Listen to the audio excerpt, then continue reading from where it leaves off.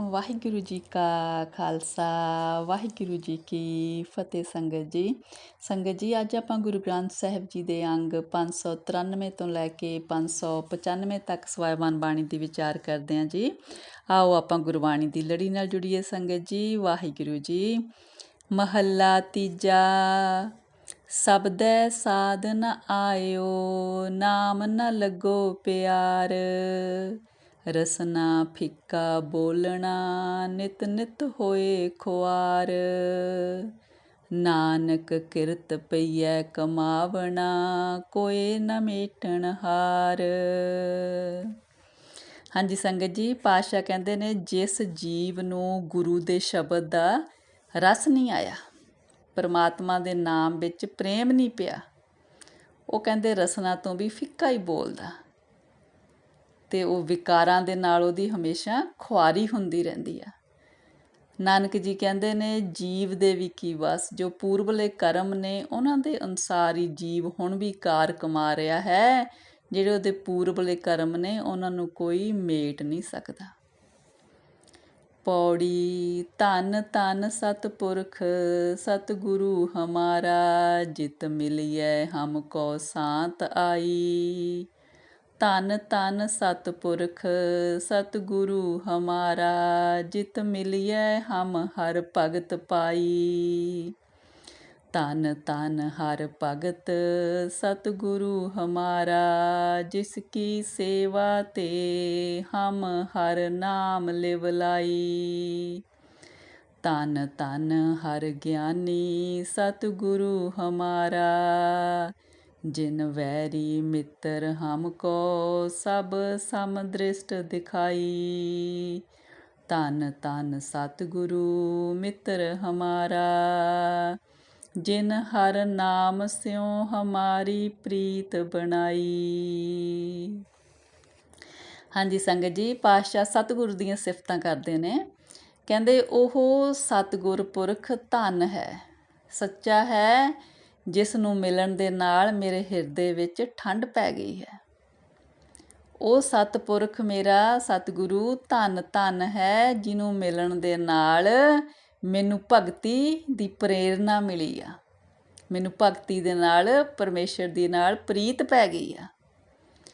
ਉਹ ਧੰਨ ਹੈ ਸਤਿਗੁਰੂ ਜੋ ਭਗਤ ਹੈ, ਜਿਸ ਦੀ ਦੱਸੀ ਹੋਈ ਸੇਵਾ ਭਗਤੀ ਕਰਨ ਦੇ ਨਾਲ ਮੇਰੀ ਪਰਮੇਸ਼ਰ ਦੇ ਨਾਮ ਨਾਲ ਲਿਵ ਲੱਗ ਗਈ ਹੈ। ਫਿਰ ਧੰਨ ਹੈ ਕਹਿੰਦੇ ਜਿਹਨੂੰ ਗਿਆਨ ਹੈ ਮੇਰੇ ਸਤਿਗੁਰ ਨੂੰ, ਜਿਹਨੇ ਮੈਨੂੰ ਸਾਰੇ ਵੈਰੀ ਅਤੇ ਮਿੱਤਰ ਇੱਕ ਦ੍ਰਿਸ਼ਟੀ ਨਾਲ ਦੇਖਣ ਦੀ ਸਮਝ ਦਿੱਤੀ ਹੈ ਕਿ ਹਰ ਇੱਕ ਦੇ ਵਿੱਚ ਉਹੀ ਵਸਦਾ ਹੈ, ਨਾ ਕੋਈ ਵੈਰੀ, ਨਾ ਕੋਈ ਬੇਗਾਨਾ, ਨਾ ਕੋਈ ਮਿੱਤਰ, ਸਾਰੇ ਆਪਣੇ ਨੇ, ਸਾਰਿਆਂ ਵਿੱਚ ਪਰਮੇਸ਼ਰ ਹੈ, ਸਾਰੇ ਬਰਾਬਰ ਨੇ, ਕੋਈ ਵੈਰੀ ਨਹੀਂ, ਕੋਈ ਮਿੱਤਰ ਨਹੀਂ। ਕਹਿੰਦੇ ਧੰਨ ਹੈ ਉਹ ਸਤਿਗੁਰੂ ਜੋ ਮੇਰਾ ਮਿੱਤਰ ਹੈ, ਜਿਹਨੇ ਕਹਿੰਦੇ ਪਰਮੇਸ਼ਰ ਦੇ ਨਾਮ ਨਾਲ ਮੇਰੀ ਪ੍ਰੀਤ ਬਣਾ ਦਿੱਤੀ ਹੈ। ਕਹਿੰਦੇ ਉਹ ਧੰਨ ਹੈ, ਉਹੀ ਮੇਰਾ ਮਿੱਤਰ ਹੈ। ਸ਼ਲੋਕ ਮਹੱਲਾ ਪਹਿਲਾ। ਘਰ ਹੀ ਮੁੰਦ ਵਿਦੇਸ ਫਿਰ, ਨਿਤ ਝੂਰੇ ਸੰਮਾਲੇ। ਮਿਲਦਿਆਂ ਢਿੱਲ ਨ ਹੋਵਈ, ਜੇ ਨੀਅਤ ਰਾਸ ਕਰੇ। ਹਾਂਜੀ ਸੰਗਤ ਜੀ, ਗੁਰੂ ਨਾਨਕ ਪਾਤਸ਼ਾਹ ਕਹਿੰਦੇ ਨੇ ਕਿ ਪਤੀ ਪਰਮੇਸ਼ਰ ਜੀਵ ਇਸਤਰੀ ਦੇ ਹਿਰਦੇ ਘਰ ਵਿੱਚ ਵਸ ਰਿਹਾ ਹੈ, ਪਰ ਕਹਿੰਦੇ ਜੀਵ ਇਸਤਰੀ ਪਰਮੇਸ਼ਰ ਨੂੰ ਕਿਤੇ ਦੂਰ ਪ੍ਰਦੇਸ਼ ਵਿੱਚ ਸਮਝਦੀ ਹੈ ਵਸਦਾ, ਅਤੇ ਫਿਰ ਉਹਨੂੰ ਯਾਦ ਕਰਦੀ ਹੈ। ਜੇ ਕਹਿੰਦੇ ਜੀਵ ਇਸਤਰੀ ਆਪਣੀ ਨੀਅਤ ਰਾਸ ਕਰੇ ਤਾਂ ਪਰਮੇਸ਼ਰ ਨੂੰ ਮਿਲਦਿਆਂ ਢਿੱਲ ਨਹੀਂ ਲੱਗਦੀ। ਜੇ ਜੀਵ ਇਸਤਰੀ ਨੂੰ ਪਰਮੇਸ਼ਰ ਨੂੰ ਮਿਲਣ ਦੀ ਜਾਚ ਆ ਜਾਏ, ਪਰਮੇਸ਼ਰ ਨੂੰ ਮਿਲਣ ਦੀ ਤਾਂਘ ਹੋ ਜਾਏ, ਕਿਉਂਕਿ ਪਰਮੇਸ਼ਰ ਤਾਂ ਹਿਰਦੇ ਘਰ ਵਿੱਚ ਹੈ, ਫਿਰ ਮਿਲਦਿਆਂ ਢਿੱਲ ਨਹੀਂ ਲੱਗਦੀ। ਮਹੱਲਾ ਪਹਿਲਾ। ਨਾਨਕ ਗਾਲੀ ਕੂੜੀਆਂ, ਬਾਜ ਪ੍ਰੀਤ ਕਰੇ। ਤਿਚਰ ਜਾਣੇ ਭਲਾ ਕਰ, ਜਿਚਰ ਲੇਵੈ ਦੇ। ਹਾਂਜੀ ਸੰਗਤ ਜੀ, ਗੁਰੂ ਨਾਨਕ ਪਾਤਸ਼ਾਹ ਕਹਿੰਦੇ ਨੇ ਕਿ ਜੀਵ ਜਦੋਂ ਤੱਕ ਤੇ ਪਰਮੇਸ਼ਰ ਜੀਵ ਨੂੰ ਦਾਤਾਂ ਦਿੰਦਾ ਹੈ, ਉਦੋਂ ਤੱਕ ਤੇ ਜੀਵ ਪਰਮੇਸ਼ਰ ਨੂੰ ਚੰਗਾ ਸਮਝਦਾ ਹੈ। ਪਰ ਜੇ ਕਿਤੇ ਦਾਤ ਨਾ ਮਿਲੇ ਫੇਰ ਪਰਮੇਸ਼ਰ ਦੇ ਨਾਲ ਪ੍ਰੀਤ ਨਹੀਂ ਪਾਉਂਦਾ। ਕਹਿੰਦੇ ਇਹ ਤਾਂ ਫਿਰ ਪ੍ਰੀਤ ਝੂਠੀ ਹੋਈ ਨਾ, ਜਿਹੜੀ ਸਿਰਫ ਝੂਠੀਆਂ ਗੱਲਾਂ ਕਰਕੇ ਪ੍ਰੀਤ ਆ, ਜੋ ਸਿਰਫ ਲੈਣ ਦੇਣ ਦੇ ਕਰਕੇ ਪ੍ਰੀਤ ਆ, ਉਸ ਤਰ੍ਹਾਂ ਪ੍ਰੀਤ ਨਹੀਂ ਹੈਗੀ।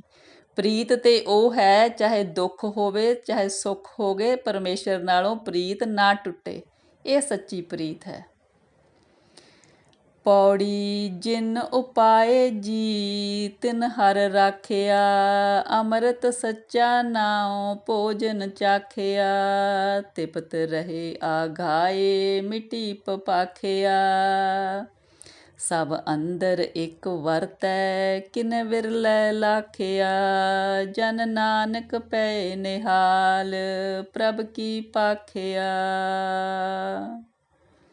ਹਾਂਜੀ ਸੰਗਤ ਜੀ, ਪਾਤਸ਼ਾਹ ਕਹਿੰਦੇ ਨੇ ਕਿ ਜਿਸ ਪਰਮੇਸ਼ਰ ਨੇ ਜੀਵ ਉਪਾਏ ਨੇ ਉਹੀ ਇਹਨਾਂ ਦੀ ਰੱਖਿਆ ਕਰ ਰਿਹਾ ਹੈ। ਜਿਸ ਜੀਵ ਨੇ ਕਹਿੰਦੇ ਪਰਮੇਸ਼ਰ ਦਾ ਅੰਮ੍ਰਿਤ ਰੂਪੀ ਨਾਮ ਸੱਚਾ ਭੋਜਨ ਚੱਖ ਲਿਆ, ਉਹਦੀ ਸਾਰੀ ਤਰ੍ਹਾਂ ਦੀ ਭੁੱਖਾਂ ਮਿਟ ਗਈਆਂ। ਉਹਨੂੰ ਹੁਣ ਕਿਸੇ ਚੀਜ਼ ਦੀ ਭੁੱਖ ਪਿਆਸ ਨਹੀਂ, ਉਹਨੂੰ ਹੁਣ ਤ੍ਰਿਪਤੀ ਹੋ ਗਈ ਆ। ਕਹਿੰਦੇ ਪਰਮੇਸ਼ਰ ਹਰ ਇੱਕ ਘਟ ਵਿੱਚ ਵਸਦਾ ਹੈ, ਪਰ ਇਸ ਚੀਜ਼ ਨੂੰ ਕਿਸੇ ਵਿਰਲੇ ਨੇ ਹੀ ਕਹਿੰਦੇ ਪਹਿਚਾਣਿਆ ਹੈ, ਕਿਸੇ ਵਿਰਲੇ ਨੂੰ ਇਸ ਗੱਲ ਦੀ ਸੂਝ ਹੋਈ ਹੈ। ਫਿਰ ਨਾਨਕ ਜੀ ਕਹਿੰਦੇ ਨੇ ਜਿਸ ਜੀਵ ਦਾ ਪੱਖ ਪਰਮੇਸ਼ਰ ਪੂਰਦਾ ਹੈ ਉਹ ਜੀਵ ਸਦਾ ਖਿੜੇ ਹਿਰਦੇ ਰਹਿੰਦੇ ਨੇ।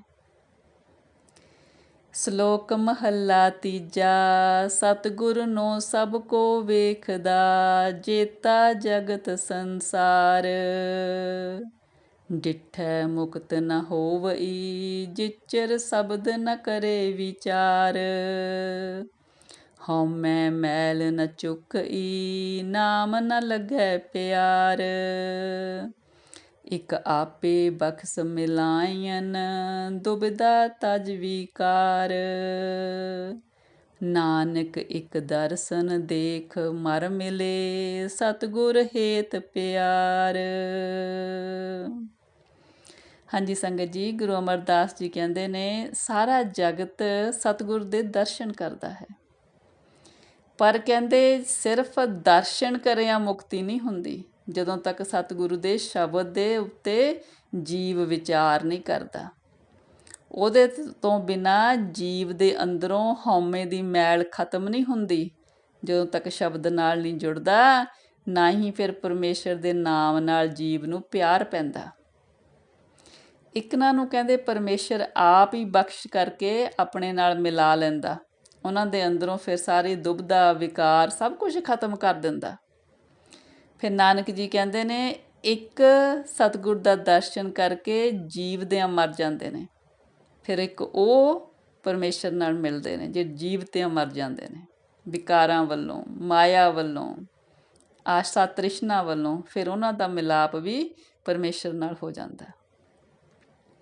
ਮਹੱਲਾ ਤੀਜਾ। ਸਤਿਗੁਰੂ ਨਾ ਸੇਵਿਓ, ਮੂਰਖ ਅੰਧ ਗਵਾਰ, ਦੂਜੇ ਪਾਏ ਬਹੁਤ ਦੁੱਖ ਲਾਗਾ, ਜਲਤਾ ਕਰੇ ਪੁਕਾਰ, ਜਿਨ ਕਾਰਨ ਗੁਰੂ ਵਿਸਾਰਿਆ, ਸੇ ਨਾ ਉਪਕਰੇ ਅੰਤੀ ਵਾਰ, ਨਾਨਕ ਗੁਰਮਤੀ ਸੁਖ ਪਾਇਆ, ਬਖਸ਼ੇ ਬਖਸ਼ਣਹਾਰ। ਹਾਂਜੀ ਸੰਗਤ ਜੀ, ਗੁਰੂ ਅਮਰਦਾਸ ਜੀ ਕਹਿੰਦੇ ਨੇ ਮਹੱਲਾ ਤੀਜਾ, ਕਹਿੰਦੇ ਜਿਨ੍ਹਾਂ ਨੇ ਸਤਿਗੁਰ ਦੀ ਦੱਸੀ ਹੋਈ ਸੇਵਾ ਭਗਤੀ ਨਹੀਂ ਕੀਤੀ, ਉਹ ਕਹਿੰਦੇ ਮਾਇਆ ਦੇ ਮੋਹ ਵਿੱਚ ਅੰਧੇ ਹੋਏ ਨੇ, ਗਵਾਰ ਬਣੇ ਨੇ। ਉਹਨਾਂ ਨੂੰ ਕਹਿੰਦੇ ਪਰਮੇਸ਼ਰ ਨੂੰ ਛੱਡ ਕੇ ਦੂਜਿਆਂ ਨਾਲ ਜੋ ਮਾਇਕ ਚੀਜ਼ਾਂ ਨੇ ਉਹਨਾਂ ਦੇ ਨਾਲ ਪ੍ਰੇਮ ਲੱਗਿਆ, ਇਸ ਕਰਕੇ ਫਿਰ ਬਹੁਤ ਦੁੱਖ 'ਚ ਨੇ, ਬੜੀਆਂ ਰਜੋਈਆਂ ਕਰਦੇ ਨੇ। ਜਿਸ ਕਰਕੇ ਕਹਿੰਦੇ ਮਾਇਕ ਪਦਾਰਥਾਂ ਕਰਕੇ, ਸੰਸਾਰਕ ਚੀਜ਼ਾਂ ਕਰਕੇ ਗੁਰੂ ਨੂੰ ਵਿਸਾਰਿਆ, ਉਹ ਕਹਿੰਦੇ ਅੰਤ ਦੇ ਵਿੱਚ ਲੇਖੇ ਦੇ ਸਮੇਂ ਸਹਾਈ ਨਹੀਂ ਹੁੰਦਾ ਕੋਈ ਵੀ। ਫਿਰ ਨਾਨਕ ਜੀ ਕਹਿੰਦੇ ਨੇ ਜੋ ਗੁਰੂ ਦੀ ਮੱਤ 'ਤੇ ਚੱਲਦੇ ਨੇ ਉਹੀ ਸੁੱਖ ਪਾਉਂਦੇ ਨੇ, ਉਹਨਾਂ ਨੂੰ ਹੀ ਬਖਸ਼ਿਸ਼ ਕਰਨ ਵਾਲਾ ਪਰਮੇਸ਼ਰ ਬਖਸ਼ ਦਿੰਦਾ ਹੈ। पौड़ी तू आपे आप सब करता, कोई दूजा होए सो अवरो कहिए। हर आपे बोले आप बुलावे, हर आपे जल थल रव रहिए। हर आपे मारे हर आपे छोड़े, मन हर सरनी पड़ रहिए। हर विन कोई मार जिवाल न सकै, मन होए निचिंद निसल होए रहिए। ਉੱਠਦਿਆਂ ਬਹਿੰਦਿਆਂ ਸੁੱਤਿਆਂ ਸਦਾ ਸਦਾ ਹਰ ਨਾਮ ਤੇ ਆਈਐ। ਜਨ ਨਾਨਕ ਗੁਰਮੁਖ ਹਰ ਲਹੀਐ ਸੁਧ। ਹਾਂਜੀ ਸੰਗਤ ਜੀ, ਪਾਤਸ਼ਾਹ ਕਹਿੰਦੇ ਨੇ, ਹੇ ਪਰਮੇਸ਼ਰ ਜੀ, ਤੂੰ ਆਪੇ ਸਭ ਕੁਝ ਕਰਨ ਵਾਲਾ ਹੈ।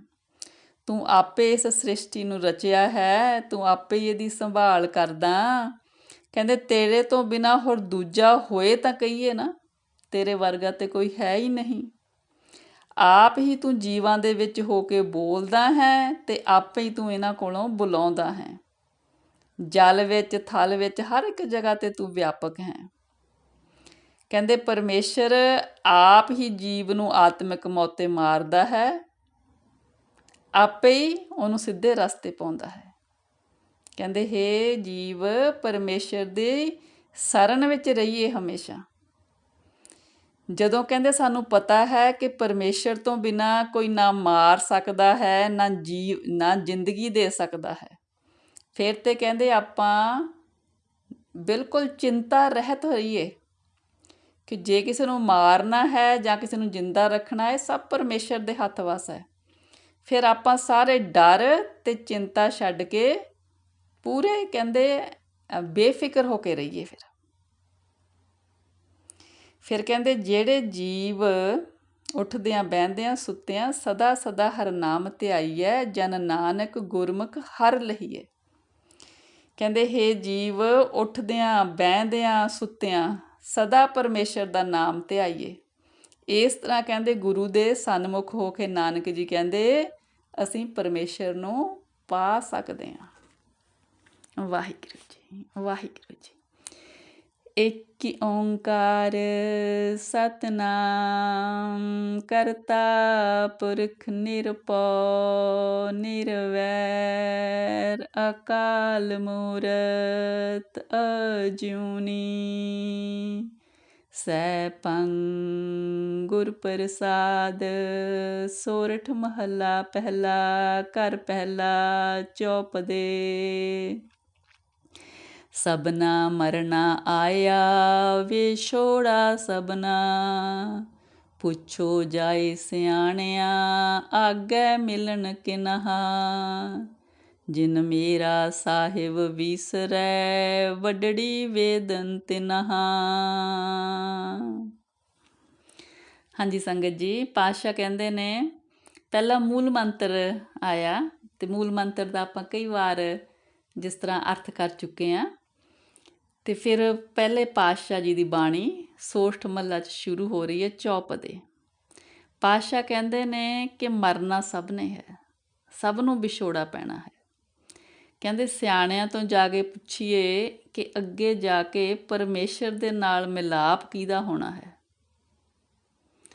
ਜਿਨ੍ਹਾਂ ਨੂੰ ਕਹਿੰਦੇ ਪਰਮੇਸ਼ਰ ਇੱਥੇ ਸੰਸਾਰ ਵਿੱਚ ਰਹਿੰਦਿਆਂ ਵਿਸਰਿਆ ਰਿਹਾ, ਭੁੱਲਿਆ ਰਿਹਾ, ਉਹਨਾਂ ਨੂੰ ਕਹਿੰਦੇ ਬੜਾ ਵੱਡਾ ਦੁੱਖ ਆ।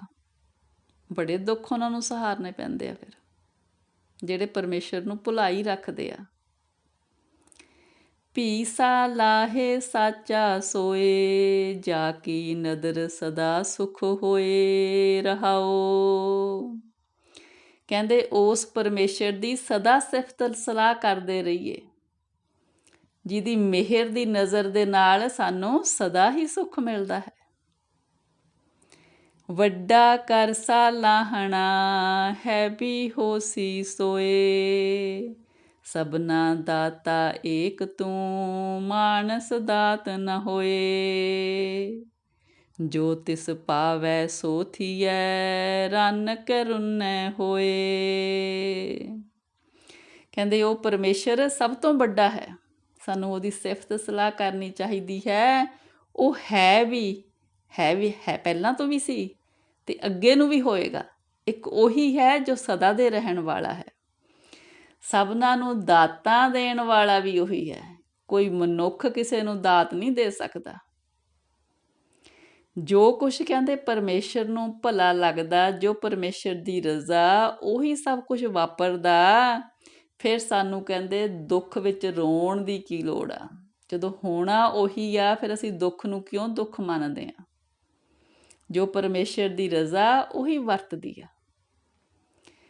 ਧਰਤੀ ਉੱਪਰ ਕੋਟ ਗੜ ਕੀਤੀ ਗਈ ਵਜਾਏ, ਜੋ ਅਸਮਾਨ ਨਮਾਵਨੀ ਤਿੰਨ ਨਕ ਨੱਥਾਂ ਪਾਏ। ਜੇ ਮਨ ਜਾਣੈ ਸੂਲੀਆ ਕਾਹੇ ਮਿੱਠਾ ਖਾਹੇ। ਹਾਂਜੀ ਸੰਗਤ ਜੀ, ਪਾਤਸ਼ਾਹ ਕਹਿੰਦੇ ਨੇ ਇਸ ਧਰਤੀ ਦੇ ਉੱਪਰ ਕਿੰਨੇ ਰਾਜੇ, ਕਿੰਨੇ ਕਹਿੰਦੇ ਮਹਿਲਾਂ ਕੋਟਾਂ ਦੇ ਕਹਿੰਦੇ ਮਾਲਕ ਕਿਲਿਆਂ ਦੇ ਇੱਥੇ ਰਾਜ ਭੋਗ ਕੇ ਚਲੇ ਗਏ। ਕਿੰਨਾ ਕੁਛ ਉਹਨਾਂ ਨੇ ਕੀਤਾ, ਪਰ ਅੰਤ ਨੂੰ ਖਾਲੀ ਹੱਥ ਚਲੇ ਗਏ ਕਹਿੰਦੇ ਇੱਥੋਂ। ਜਿਹੜੇ ਕਹਿੰਦੇ ਕਿਸੇ ਨੂੰ ਹਾਏ ਓਏ ਨਹੀਂ ਸੀ ਕਹਿਣ ਦਿੰਦੇ, ਜਿਹੜੇ ਅਸਮਾਨ ਦੇ ਹੇਠਾਂ ਵੀ ਨਹੀਂ ਸੀ ਸਮਾਉਂਦੇ, ਉਹਨਾਂ ਨੂੰ ਵੀ ਕਹਿੰਦੇ ਪਰਮੇਸ਼ਰ ਨੱਥ ਪਾ ਲੈਂਦਾ। ਪਰਮੇਸ਼ਰ ਉਹਨਾਂ ਦੀ ਸਾਰੀ ਆਕੜ ਭੰਨ ਦਿੰਦਾ। ਫਿਰ ਕਹਿੰਦੇ ਵੀ ਜੇ ਇਹ ਮੇਰੇ ਮਨ ਤੂੰ ਜਾਣਦਾ ਵੀ ਜਿਹੜੇ ਸੰਸਾਰਕ ਪਦਾਰਥ ਨੇ ਇਹ ਭੋਗਿਆਂ ਦੁੱਖ ਮਿਲਦਾ ਹੈ। ਜਦੋਂ ਇਹ ਭੋਗਦਾ ਜੀਵ ਉਸ ਸਮੇਂ ਪਰਮੇਸ਼ਰ ਨੂੰ ਭੁਲਾ ਦਿੰਦਾ ਨਾ, ਜੇ ਤੇ ਪਰਮੇਸ਼ਰ ਨੂੰ ਨਹੀਂ ਭੁਲਾਉਂਦਾ ਫਿਰ ਤੇ ਕੋਈ ਦੁੱਖ ਨਹੀਂ। ਜੇ ਭੋਗਦਾ ਪਰਮੇਸ਼ਰ ਨੂੰ ਭੁਲਾ ਦਿੰਦਾ ਤੇ ਫਿਰ ਉਹੀ ਭੋਗ ਅੱਗੇ ਦੁੱਖ ਦਾ ਕਾਰਨ ਬਣਦੇ ਨੇ। ਨਾਨਕ ਔਗਣ ਜੇਤੜੇ ਤੇਤੇ ਗਲੀ ਜੰਜੀਰ, ਜੇ ਗੁਣ ਹੋਣ ਤਕੱਟੀਆਂ ਸੇ ਪਾਈ ਸੇ ਵੀਰ। ਅੱਗੇ ਗਏ ਨ ਮੰਨੀਆਂ ਮਾਰ ਕਢੋਵੇ ਪੀਰ। ਹਾਂਜੀ ਸੰਗਤ ਜੀ, ਪਾਤਸ਼ਾਹ ਕਹਿੰਦੇ ਨੇ ਕਿ ਜਿੰਨੇ ਜੀਵ ਦੇ ਔਗਣ ਨੇ ਉਹੀ ਇਹਦੇ ਲਈ ਗਲ ਦੀਆਂ ਫਾਹੀਆਂ ਬਣਦੇ ਨੇ। ਜਿਹੜੇ ਗੁਣ ਨੇ ਉਹੀ ਕਹਿੰਦੇ ਭਾਈ ਤੇ ਵੀਰ ਸੱਚੇ ਮਿੱਤਰ ਸਮਝੋ। ਉਹਨਾਂ ਗੁਣਾਂ ਦੇ ਨਾਲ ਫਾਹੀਆਂ ਕੱਟੀਆਂ ਜਾਂਦੀਆਂ ਨੇ ਦੁੱਖਾਂ ਦੀਆਂ। ਫਿਰ ਕਹਿੰਦੇ ਜਿਹੜੇ ਔਗਣ ਨੇ ਇਹ ਕਿਉਂਕਿ ਅੱਗੇ ਜਾ ਕੇ ਜੀਵ ਦੇ ਲਈ ਦੁੱਖ ਦਾ ਕਾਰਨ ਬਣਦੇ ਨੇ, ਫਿਰ ਕਹਿੰਦੇ ਕਿਉਂ ਹੀ ਨਾ ਇਹਨਾਂ ਔਗਣਾਂ ਤੋਂ ਹੁਣੇ ਹੀ ਆਪਾਂ ਛੁਟਕਾਰਾ ਪਾ ਲਈਏ।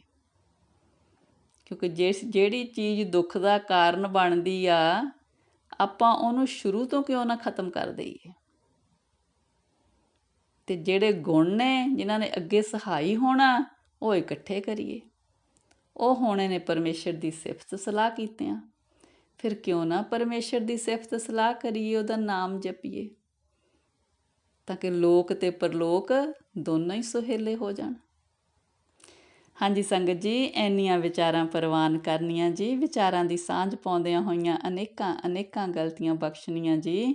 ਸਤਿਗੁਰੂ ਜੀ, ਪਰਮੇਸ਼ਰ ਜੀ ਆਪ ਦੀ ਧੁਰਕੀ ਬਾਣੀ ਦੀ ਵਿਚਾਰ ਕਰਦਿਆਂ, ਬਾਣੀ ਪੜ੍ਹਦਿਆਂ ਹੋਈਆਂ ਬੇਅੰਤ ਗਲਤੀਆਂ ਇਸ ਬੱਚੀ ਨੂੰ ਅਣਜਾਣ ਸਮਝ ਕੇ ਬਖਸ਼ਣੀਆਂ ਜੀ। ਅੱਗੇ ਤੋਂ ਸਮੱਤ ਦੇਣੀ ਸਤਿਗੁਰੂ ਜੀ। ਵਾਹਿਗੁਰੂ ਜੀ ਕਾ ਖਾਲਸਾ, ਵਾਹਿਗੁਰੂ ਜੀ ਕੀ ਫਤਿਹ ਜੀ।